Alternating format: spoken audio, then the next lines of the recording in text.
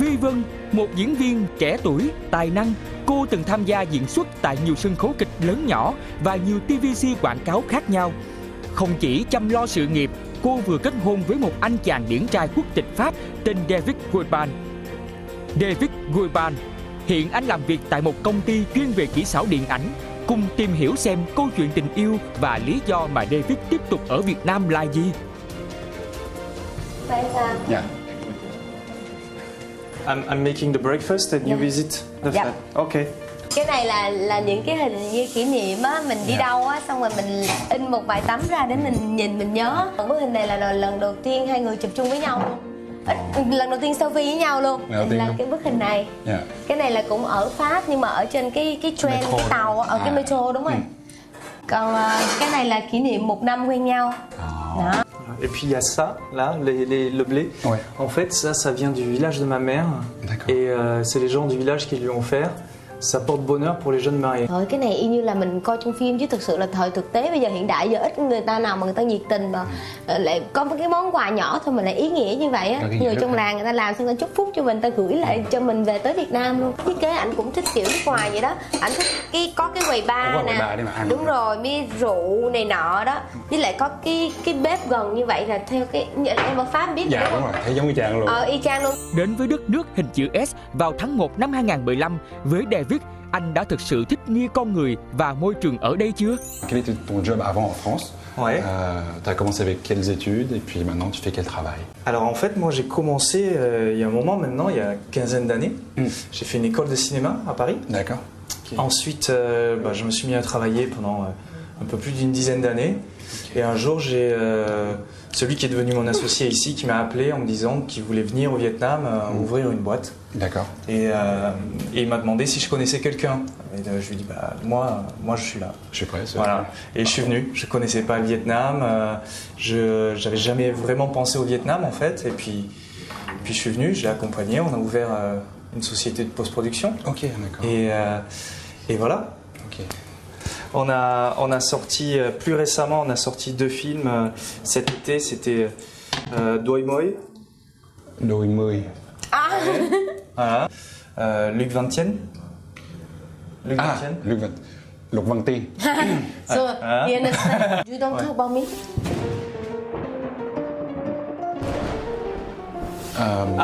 Et oui, plus important encore, on a sorti, on a aidé la troupe de Van Tia Lia à faire Tam Cam, qui est là-bas. Tấm cam chuyện mình lập kể. Wow. Et à côté c'est moi. Tấm cám là chị là con tấm đó. Vì hiện tại đang có một cái món Pháp, một cái món là crepe Lincoln rất là lâu rồi mới được ăn trở lại. Thì vì để hỏi anh ấy về những cái món ăn Việt Nam thử. Est-ce que je peux poser des questions sur la nourriture vietnamienne? Oui. Alors c'est un grand sujet. Ouais. Est-ce que tu connais par exemple les, comment on appelle ça, lẩu mắm? Ça c'est les bouillons mais avec mắm, c'est le poisson mais un peu avec de l'odeur. Ouais, la sauce un peu forte là. Voilà, c'est ça. Ouais. Est-ce que tu arrives à... C'était hyper drôle parce que pour le mariage, j'ai ma famille qui est venue ici et on a été à Phuquoc quelques jours et tout le monde voulait absolument visiter une fabrique d'huile de poisson, de sauce de poisson. Et en fait, à un moment donné, on avait les vitres ouvertes du bus et on est passé pas très loin. Et tout le monde a changé d'avis. Tout le monde a changé d'avis, plus personne n'a voulu voir ça. D'accord. Mais en fait, en arrivant, ça a été un peu compliqué parce qu'il faut quand même s'habituer à des choses, à une vie qui est quand même très différente, une culture assez différente. Absolument. Et déjà, la nourriture, la façon de manger.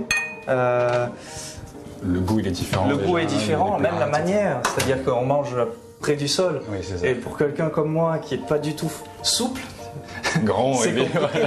On est comme ça. Voilà, en plus, on a des baguettes, on n'a pas l'habitude, alors ça part partout. Ça déjà, c'est difficile. Donc, Đợt đó đi qua Pháp xong rồi cái nhớ món ăn Việt Nam nó nhớ kinh khủng luôn, tại vì bên đó ăn món Pháp mà đâu có món Việt Nam đâu. Nhưng mà phải có cơm mà phải không chị? Có cơm mà. Cơm nhưng mà không phải cơm, người ta nấu kiểu gì á. Xong cái trời ơi nhớ quá, xong rồi cái lúc mà đi máy bay về trên máy bay đường về Việt Nam á, ăn 2 cái hộp mì liên tục mà cảm giác chưa bao giờ ngon thế. Bố một qua bệnh sống không biết sao. bên Pháp mà về á, mà thử những cái văn hóa của Việt Nam mình á, là người ta như là lần đầu á, rất là hào hứng thử, nhưng mà thử vô thì có cái được có cái không. Nhưng mà đặc biệt nha, món Việt Nam là gia đình Pháp rất là thích. Anh đã biết cũng vậy, rất là thích ăn món Việt Nam. Ouais, mais je mange pas d'œufs en fait. D'accord, donc je pose même pas la question. Les omelettes, tout ça, y a pas de problème. Mais après des œufs au plat, j'en mange pas. Donc je me suis même pas posé la question. D'accord, est-ce que tu as essayé ou pas? Non. Comme je mange pas d'œufs, j'ai même pas cherché en fait. Ça m'a On les pas autres s'entendent repoussé. déjà avec les poussins. Non, pas trop. D'accord. Pas trop. Mais j'ai voulu faire essayer ça à des gens. Et non, ça, les Ça Français, passe. ça passe pas trop. Hein, je Moi crois. non plus, Ouais. quand on voit le truc, Ouais. kể cả Lincoln lúc mà ăn hồ vịt lộn nó cũng là một cái rất là đặc biệt, tại vì mình thấy được cái con chim ở trong, còn thấy lông lá này nọ, cho nên rất là hơi dè chừng một chút. Il y a beaucoup de demandes. Donc c'est très très prenant. Dès qu'elle est enceinte, en fait, j'ai décidé d'arrêter pour qu'on ait un peu de temps ensemble et pour s'occuper aussi du bébé et tout ça. Et son anniversaire est arrivé. Et là, je me suis dit bon, on y va, on verra bien. Au pire, je me ferai charrier, quoi. C'est tout. Anh gửi một cái tin nhắn dài vậy nè, mà anh ghi là hi, rồi anh nói là có thể là em không có biết anh, nhưng mà chúng ta đã từng làm việc trong cái job đó và này nọ, nhưng mà bây giờ đã qua sinh nhật rồi, nhưng mà anh vẫn muốn chúc là mừng sinh nhật, và viết dài lắm. Mình biết tìm thấy là người này là một người rất là tử tế và là có suy nghĩ khi mà đặt cái tâm của mình vào khi mà mình gửi một cái tin nhắn á. Cái cảm giác của mình lúc đó là mình đã có thiện cảm từ lúc trước rồi, bây giờ lại gửi cái tin nhắn lại thiện cảm lần nữa, cái lại double, thành ra mình nhấn trả lời luôn. Vậy là lần đầu tiên gặp nhau hẹn. Và chị đã đi rất sớm đúng không? Chị đã đến rất sớm. Chị đi trễ thiệt, nhưng mà tại chị cũng có lý do chứ bộ. Mà chị đi trễ bao nhiêu lâu? Thì anh nói sao thì nghe vậy chứ chị cũng đâu có nhớ đâu. Anh nói chị đi trễ 1 tiếng 17 phút thì chị biết vậy. Anh cũng kiên nhẫn dữ lắm, phải ngồi chờ. Mà từng dừng gặp lần đầu tiên mà thường mà đi trễ tới cỡ đó là người ta sẽ không chờ đâu. Tại đâu có biết nhau đâu. Hai đất nước khác nhau mà về văn hóa, cho nên trong đầu chị đã thoáng cái suy nghĩ là thôi chắc là mình chỉ quen người này cho vui thôi, chứ không có phải là không có nghĩ là xa hay là chồng tương lai hay cái gì đó. Thôi mình lo sự nghiệp đi, mình quen cho vui thôi. Thì mình phải nghĩ về cái vấn đề là cái trường hợp là mình phải xa người này, mình phải chia tay. Sao tự nhiên buồn quá, không hiểu tại sao hết, buồn quá, chị buồn luôn, tự nhiên khó chịu tới cái việc đó. Xong rồi cái nói chuyện với nhau, xong cái tự nhiên cái mình bất chấp tất cả luôn, tại vì người này đã cho mình niềm tin quá nhiều. Nhưng mà cái khó cái sự lựa chọn của ảnh. Nói về hai người thì để cái người mà gánh chịu phải 70-80% thì chắc phải nói về ảnh thôi. Ouais, mais je crois que c'est ça aussi qui fait que ça a marché, c'est que les difficultés des fois font que on se rapproche vachement plus et après. Lúc mà mới quen nhau á thì sao ta, không có nói được, không biết ảnh nói gì hết á. Ảnh là người Pháp á, khi mà ảnh nói tiếng Anh á thì mình có nhiều từ á mình không có nghe được, tại vì thích nhau rồi cho nên là cố gắng hết sức kiểu vậy đó. Cái gì không biết á là hỏi lại, cái gì không biết là hỏi lại. Nhưng mà bây giờ thì có nhiều thời gian thì vì không có bận rộn nữa, mình dành thời gian làm cho thời gian thai kỳ rồi là thời gian làm mẹ, thì có nhiều thời gian thì Vân muốn là học tiếng Pháp để có thể nói chuyện với gia đình, tại vì giờ mình không phải sống cho hai đứa nữa, còn mình còn gia đình nữa, thì mình phải học tiếng Pháp để mình có thể giao tiếp, mình quan tâm tới gia đình. Và anh cũng nói là anh cũng phải học tiếng Việt để có thể nói chuyện được với bố mẹ và không cần phải vợ dịch nữa. Mà chưa biết khi nào thôi, đợi chiều nay đi về nhà đi rồi anh nói đi rồi mới thấy vui. Giữ lời hứa trước đó của đôi vợ chồng son, Lincoln đã có dịp về Tây Ninh, quê vợ của David. Ba mẹ, cô chú, đây là bạn Lincoln. Thì cứ coi bạn nó như là một người bạn của con trong gia đình vậy á, bạn Lincoln. Dạ các cô chú. Lincoln thì bạn là người Pháp á, bạn là Việt kiều Pháp, thì bạn sống bên Pháp, thì bạn về Việt Nam bạn làm việc, thì bạn nói cả tiếng Pháp thì dễ lắm, bây giờ con không cần dịch nữa là có bạn này vẫn dịch cho David hết. Lincoln thì đây là gia đình của Vân, đây là anh em gia đình hết, thân lắm. Chắc là chút xíu nữa phải nhờ David nói thử coi cậu cô chú như thế nào, có nhớ tên đầy đủ mọi người hay không. Okay, so you now you. Naomi, okay. Yeah. No, you're standing. You repeat. I repeat. Yeah. But in Vietnamese. No. In my family. Yes, no. Con mời Con mời mọi người Mình ngoái. I can do Ancom. Ok.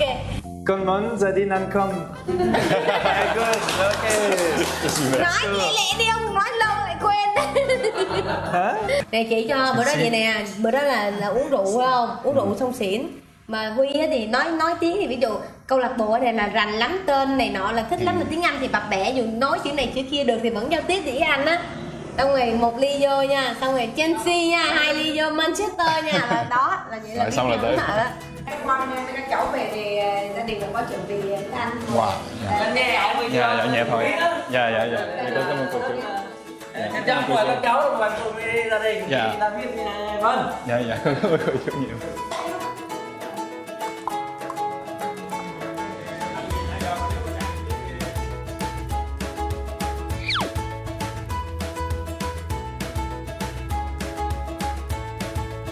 Tout ce qui est Bah, ils sont là dans le coin, je sais pas si on peut aller les voir, tu vois. Enfin, on peut y aller, mais. Ta lấy cái mâm kìa, mâm. Mais c'est vraiment un truc qui m'a plu quand je suis venu. D'ailleurs, on en a récupéré. Toute ma famille a voulu en prendre. Quoi. En fait, comme dans ma famille, tout mon travail le faire également. Donc c'est un truc qui vous a vraiment Ouais. connecté, Et puis en fait. c'est des choses de famille, si tu veux. Ils travaillent le métal. Ça, ils les vendent ou pas? Oui. Oui, ils vendent ça, ils en font toute la journée, si tu veux. Thế nên là gia đình có làm mâm cơm thôi thì toàn là gia đình cả, đây rất trân trọng mời gia đình mình nâng ly. Thật ra giống như hồi sáng mà anh David có chia sẻ đó thì với 2 năm, gần 3 năm ở Việt Nam rồi thì cái việc gấp đũa anh ấy cũng đã học được dần và bây giờ cũng gấp được. Est-ce que tu peux nous remontrer? Je sers tout le monde? Oui. Ok, non, c'est bon. Ok, un peu de poulet alors.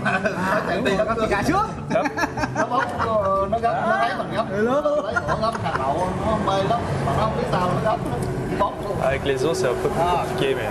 Cái ngôn ngữ nó bất đồng, tức là khó nói lắm.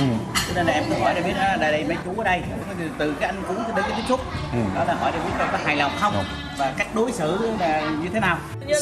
Ça revient à ce que je disais juste avant, c'est-à-dire que venir ici, ça fait du bien. Et dès le début, même si on a la barrière de la langue, il y a des choses qui sont comme ça partout sur Terre. Tu parles un petit peu de football, du coup tu peux te rapprocher, tu bois un petit coup avec les gens, ça rapproche et tout le monde est souriant, tout le monde m'accueille. Si on peut pas parler ensemble, on a toujours un petit geste, ça peut être juste ça ou quoi, on se sent bien accueilli. Như anh ấy nói là khi mà về đây anh ấy cảm thấy rất là thoải mái, bất động ngôn ngữ một chút. Nhưng cái việc đó không quan trọng, thì có khi mình chỉ cần làm một cái hành động thôi là mình có thể cảm nhận được mọi thứ. Về đây mọi người vui tươi là anh ấy rất là hài lòng. Comme ça. Comme ça. Exactement comme ça. Giống như lúc này không cần nói gì hết, chỉ cần bắt tay thôi là đủ hiểu rồi. Et là, en fait, tout était plein, tout ça ici, c'était plein. Ça partait de là-bas, de la maison là-bas, des briques rouges là-bas, au bord de la route, et ça revenait jusque là-bas, au fond, jusqu'après le voisin. Les arbres, d'accord. Jusqu'au voisin. C'est des mariages qu'on n'a pas en France. Quoi. On était 450 ou moins. Cái cảm giác này đó là cháu cũng rất ít gặp. Có nghĩa là cháu thì ở Sài Gòn nhiều, không bao giờ mà có sum họp được với một gia đình như vậy. Thì hôm nay về được một cái không khí vậy thì đúng là ấm áp luôn. Je voudrais les remercier parce que je sais que c'est elles qui ont fait tout le repas, qui ont tout organisé et que je leur dire qu'on est content d'être là et de pouvoir partager ce moment tous ensemble. Trước hết là anh David là muốn thật sự cảm ơn mọi người rất là nhiều vì cái bữa ăn này, tại vì biết là mọi người đã chuẩn bị rất là lâu và cũng phải rất là cầu kỳ và những cái món ăn mà anh David thích. Thì thật ra là anh ấy rất là vui và cảm thấy ấm áp khi mà có thể chia sẻ được cái khoảnh khắc này với mọi người. Có một cái rất ấn tượng đối với Lincoln, tại vì anh David là người Pháp, là cũng một người đồng hương đi, và khi về đây cảm nhận được cái tình cảm của hai người thì Lincoln không có những cái lời nói nào khác, cũng không có đủ từ ngữ để mà nói, nhưng mà thật ra cảm thấy rất là tuyệt vời khi mà hai người đã kết nối được với nhau. Thì ở đây có một sự đặc biệt là không phải chỉ hai người thôi, mình có thấy rõ ràng là bây giờ cả hai gia đình đều kết nối được với nhau, kết nối được hai đất nước là Pháp và Việt Nam. Nhưng rất quý thằng cháu rể của chú. Và cảm nhận khi mà gặp David, thằng David rất là thật thà, rất mến khách, gặp các chú và các chú. bác đâu đấy đàng hoàng. Nhưng mà nó bất đồng ngôn ngữ, nhiều khi nói nó không được hiểu. Mình không được hiểu, nhưng mà mình cũng không hiểu nó nói. Đây là cái cầu nối giao lưu giữa Pháp và Việt Nam. Thế là họ đã có bữa họp mặt gia đình thật ấm áp, những cái ôm siết chặt tình cảm, cái bắt tay đơn giản mà đủ đầy, và cả ánh mắt họ nhìn nhau nữa. Tất cả đã nói lên rằng họ đang hài lòng biết mấy.